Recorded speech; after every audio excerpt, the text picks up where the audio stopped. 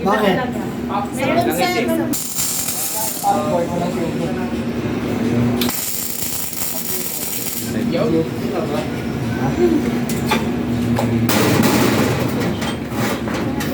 Marunong na kayo mag-prepare ng ganito. Sino hindi nakagamit ng spare bar sa practice? Kami. Hindi pa nakagamit?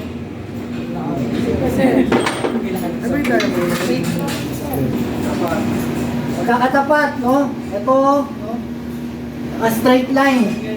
Para diretso yung bakal nyo. Para kung magdadagdag kayo, no? Diretso lang, no? Hindi aalon yung plates, no? So, ganun lang. Ang technique ko, patayo. So, gusto ko yung patayo na technique. Gusto patayo. Nasabi ko na eh. Ganyan din ang Okay, no? Ordinary lang ako maskara, so tutok ko muna to, no? Tsaka ako puputok. Hindi talaga to. Putok. Sir, putok. Nakatayo na siya, no? Tayo, sir. Oo, kahit puputok na, nakatayo ka rin. Ayos yun.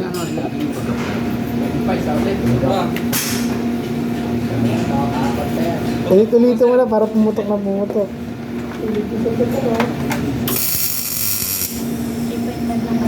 Ang dalawa ka na, sir. Mapit. Regular ba yun? Magaw, sir.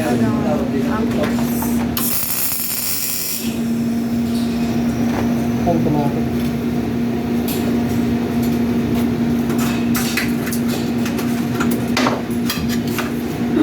Lock natin, no?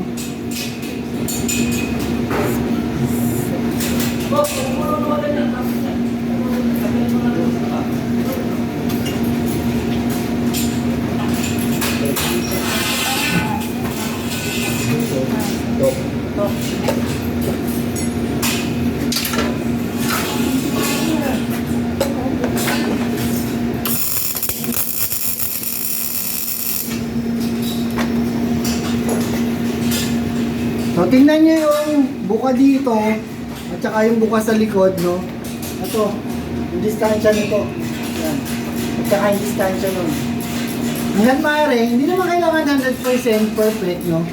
Hanggat maaari, magkasing laki.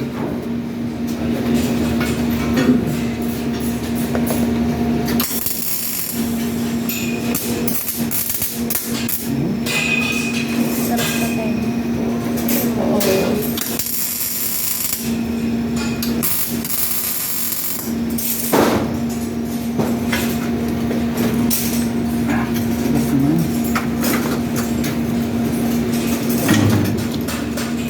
So, ayan yung whisker, so, lumusot, no?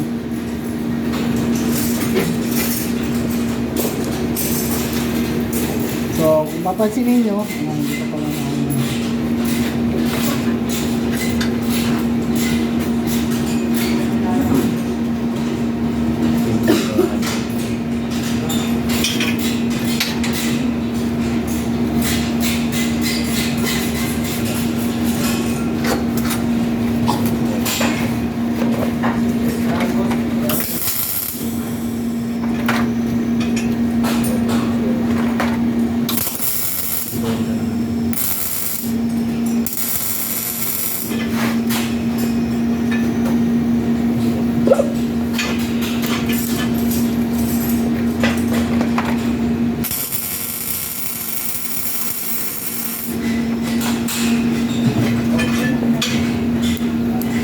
makikita nyo, ayan. Yung buka na ito, at saka yung buka na ito, magkamukha lang, no? Kasi pag ito, masikip, yung kabila, sobrang luwag.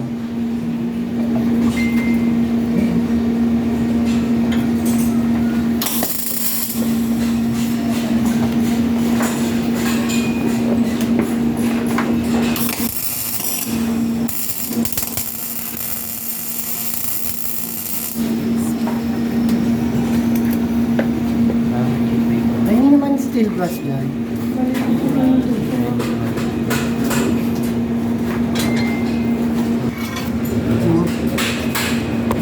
Kailangan patamahin ko dito, doon sa pinakamalapit, doon sa root face niya, no? Tapos patatamahin ko dito sa tack weld ko, tapos ibabalik ko doon, no? So maliit lang yung aking side to side or yung aking crescent, no? Maliit lang.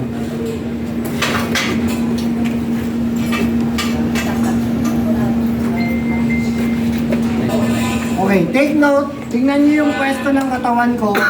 Tingnan niyo yung pwesto ng bakal ko. Tingnan niyo yung pwesto ng holder ko. So, dito ako. Para nakikita ko siya. Dito ka! Dito ka! Hindi!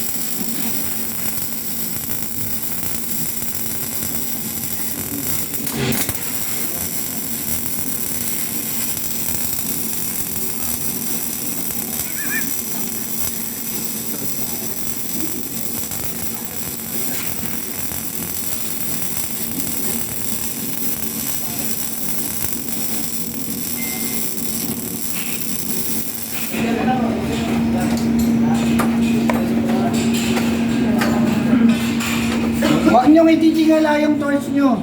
Pag tiningalaan niyo yun, dun kayo sa gap maghihinang. Hindi hinihinang yung gap. Kailangan laging tumatama yung alambre niyo sa bakal. Hindi pwede sa hangin.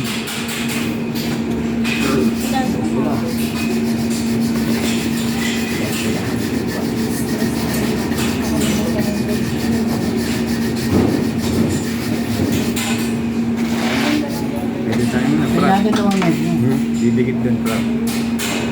Init.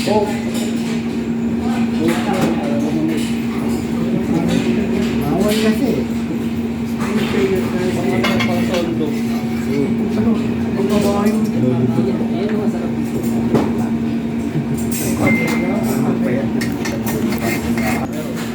One 1/8 yung root gap, no? Naging more than 1/8 na yan kasi nalusaw ko yung bakal.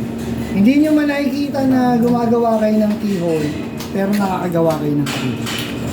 Yung deposit nyo, yung filler metal nyo, at saka yung base metal nyo, nagkakaroon ng fusion. No? Nagsasanib yun. Nagsasama. Kaya parang gumagawa ka na rin ng keyhole. So may fusion ako. Ang isang indication na meron akong penetration, hindi ko na nakikita yung kanto na yun. So dapat hindi ko na yun makita. So yan na, root pa. Ganyan lang kalaki. Penetration. Yung isa medyo over na, pero pasok pa sa limit yan kasi parang hindi naman lalagpas ng 1/8 eh. Diba? Kasi more than 1/8 inch na penetration, undesirable na. Tama ba? Basta hindi man tapos ng 1. Oo. Huwag lang masyadong malaki. Pero itong, nalalakihan na ako dyan. Normally, ganito lang root pass ko lang.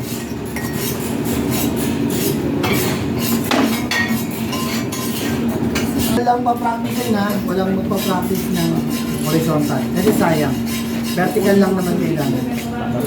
So, ano yung susunod ng root pass? Hard pass. No? Ilang layer? Isa lang.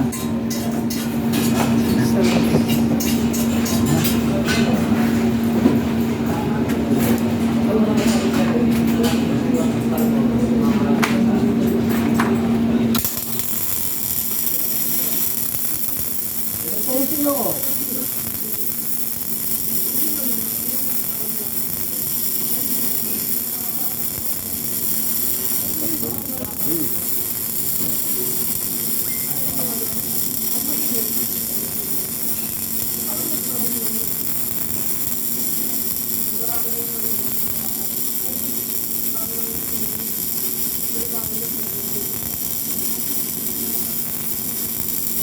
One, two. One, two.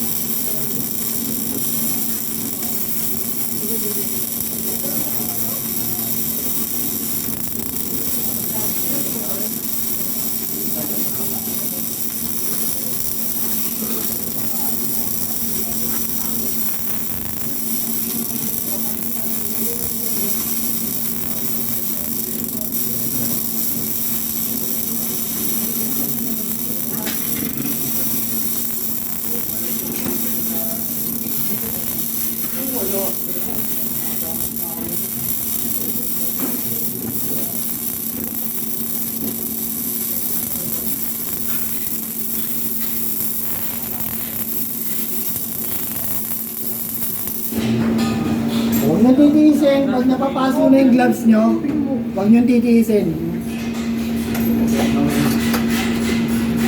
Huminto kayo. Tama ko. Bata. Yung bakal kasi. Oo. Yung bakal kayo. Nandun lang. Pag malaki ang bakal. Maliit kasi yung bakal. Nakakalat yung mga Wala nang nag-absorb ng pag-ibig. Walang kumukontra. Doon na lang siya. Pero kung mayroong bakal pa rito na malamig, hindi babalik.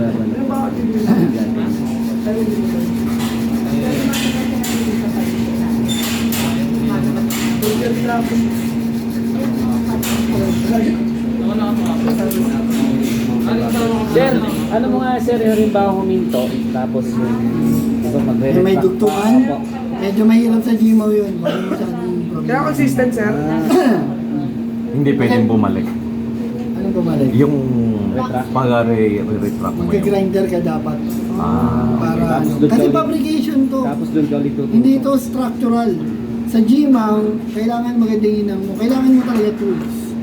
Pagka huminto ka, gusto mo seamless yung dugtungan mo, magka-grinder ka pa. Kailangan dito maganda, hindi pwedeng tulisin mo lang. Hindi kagaya sa SMAW, kahit na may bukol, okay lang basta makinis pa rin. Kasi, ang sabi ko nga, no, mas gusto ko na may bukol yung dugtungan ko kaysa kulang yung deposits ko. Kasi alin ang mas matibay, yung kulang o yung sobra na deposit? Ano, sir?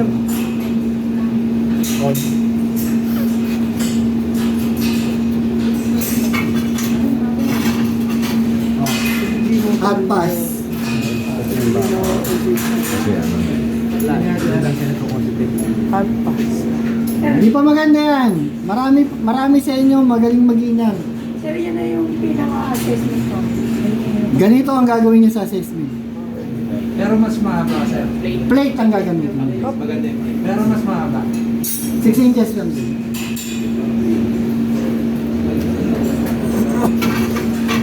Meron yan, guys. Sino may maliit na gloves? Sino yung mga nakamaliit na gloves dyan? Side to side pa rin. Oh. As in straight side to side. Pero may posing ako sa gilid. Mga 2 2.5 seconds or 3 seconds. Para bumukol. Kaso, syempre, mas matagal ang posing ninyo, no? Mas matagal kayong makakapag-progress ng weld. So, mas matagal kayo nag-progress ng weld, yung kamay nyo, mas matagal nag-absorb ng init. So, pwede naman dito kumapit.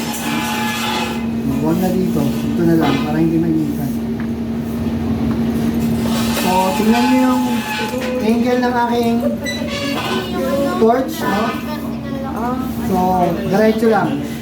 Pwede ko na itong itingala or tungod, no? Kasi sarado naman yan.